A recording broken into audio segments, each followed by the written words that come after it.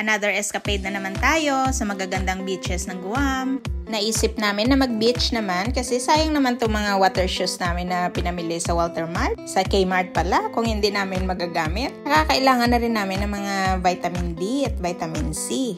Pero sa totoo lang, inantay talaga namin na i-declare ng GEPA or Guam Environmental Protection Agency na safe na paliguan ang mga tabing dagat at dalampasigan ng Guam. After kasi ng Typhoon Mawar ay sinara yung mga beaches kasi nga hindi siya safe talaga paliguan dahil sa daming storm water na dala ng bagyo ay marami din na wash out na mga dumi papuntang dagat. So kinlear talaga muna at saka hindi rin accessible yung mga papunta doon dahil sa maraming mga puno na natumba, may mga debris na nakaharang. So kaya ongoing pa yung clearing sa ibang part at actually yung ibang beaches hindi pa rin safe paliguan as per the advisory of GEPA.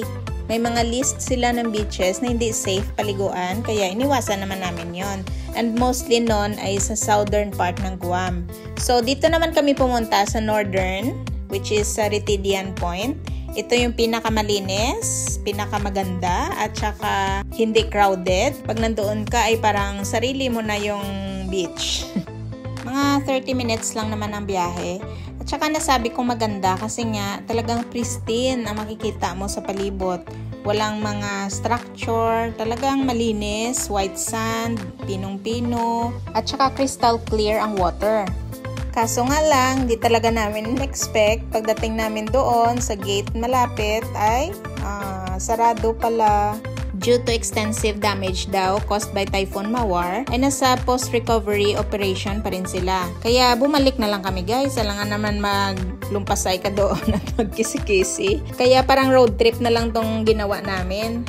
Saka na lang namin nabasa sa internet na sarado pa nga pala talaga dahil marami daw mga natumba na mga kahoy. So hindi kasi agad-agad din yun nalilinis dahil madami din sila mga priorities na ayusin. Like yung mga kuryente, yung tubig, yung internet. Kaya yun, nasa under process pa rin ng recovery at saka minimake sure daw talaga nila na safe paliguan bago nila i-reopen. Di bale, busog naman ang mga mata namin sa magagandang views.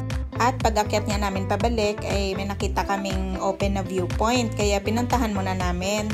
Buti hindi naman siya crowded kasi pag papunta kami mayroon kami nakasalubong na isa, din nung pag-alis namin ay mayroon na naman ulit papunta. So kami-kami lang din talaga. Napaka-relaxing at saka napaka-presko ng hangin. Kaya pagkatapos namin mag-aura-aura doon at mag-picture-picture ay umalis na rin kami kasi hindi pa kami nagbe-breakfast. Ang tinake out namin na Jollibee ay medyo humoy na yung fries. Nagre-reklamo na rin ng mga tummy namin at tumutunog-tunog na. So, lumipat na lang kami sa Tanggisan Beach, mga 15 minutes drive from here. Ang sarap mag-drive dito, walang katraffic-traffic. Parang solo mo ang daan, walang toll gate, at ang nakaka-amaze pa, walang bayad ang parking dito. Kahit saan, sa mall, sa mga parks, basta kahit saan lang guys, libre ang parking dito. By the way, nakikita nyo ba yung malalaking golf balls na yan? Alam nyo ba? Hindi ko rin alam kung ano yan, kaya comment down below sa mga nakakaalam. Hint, dito yan sa area ng Andersen Air Force Base. Nakakatuwa rin tingnan ng mga punong kahoy sa palibot. Paunti-unti talaga siyang nagre-recover na, kumakapal na ulit ang mga dahon. At malapit na nga kami sa pangalawang beach. Buti naman maganda ang panahon. Siyempre pagdating namin ay instead na mag-swimming, kumain muna talaga kasi gutom na nga, 'di ba? At itong magkapatid, syempre ayaw magpalamang, ayan, kumuha. Dumikwat pa ng fries sa isang kapatid. Ganyan talaga sila. Para-paraan na lang ang pag-upo namin kasi yung dating bench doon ay natumbahan ng punong kahoy. Kaya wala na, hindi na nagamit. So after lang namin mag-rest ng konti ay ito, nag-swimming na. Parang solong-solo namin yung beach. Ayan, crystal clear din ang water. Medyo malakas ang current. Nakikita niyo yung waves doon sa dulo. Hindi naman siya umaabot dito sa bungad. Saka hanggang baywang lang naman siya. Kaya tara na, magtampisaw na muna tayo.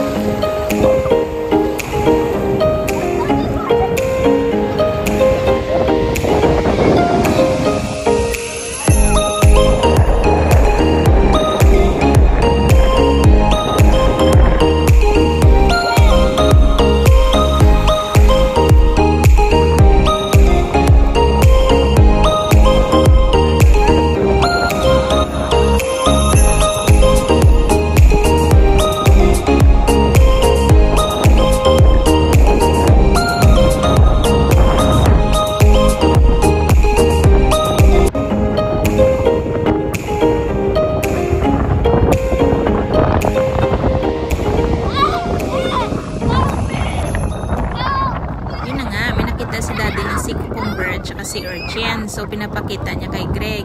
Si Greg naman ay takot na takot. At ako naman ay dahil curious din talaga kung anong itsura. Kasi ngayon lang ako nito nakakita ng personal. Yan, kaya binidyo ko talaga. Yan ang itsura ng sea cucumber pala. Kaso lang, hirap na hirap ako kasi lumulutang ako guys ng kusa. Ang hirap mag-sink. At least nakuhanan ko ng clear yung sea cucumber. Tapos, mayroon pa dyan isa, yung sea urchin naman. Yan. Yan. Pero hindi namin ginalaw, syempre, kasi baka mamaya mag-release sila ng chemicals as their defense mechanism, diba? So, dapat hindi sila ginagalaw sa habitat nila. At least, nakita ko na talaga sila ng personal. Kasi dati sa TV ko lang yan napapanood. Then, marami din maliliit na isda. May nagsusnorkeling nga doon sa dulo. Siguro doon banda, mas marami. Pero di na kami pumunta doon kasi wala kaming life jacket. Mahirap na. Safety first talaga dapat. Grabe talagang effort ko sa pagsisid. Kaso ang phone ko pagdating sa bahay, ayaw na mag-charge. Pinasok daw ng tubig. Buti na lang binabad ko sa bigas. Kaya after mga 6 hours, okay naman na siya. Walang bakas ng pagsisisi. So sulit na naman ang weekend namin. Ganun lang kasimple but quality. At ito naman si Greg, hindi halatang pagod na pagod sa paglalangoy.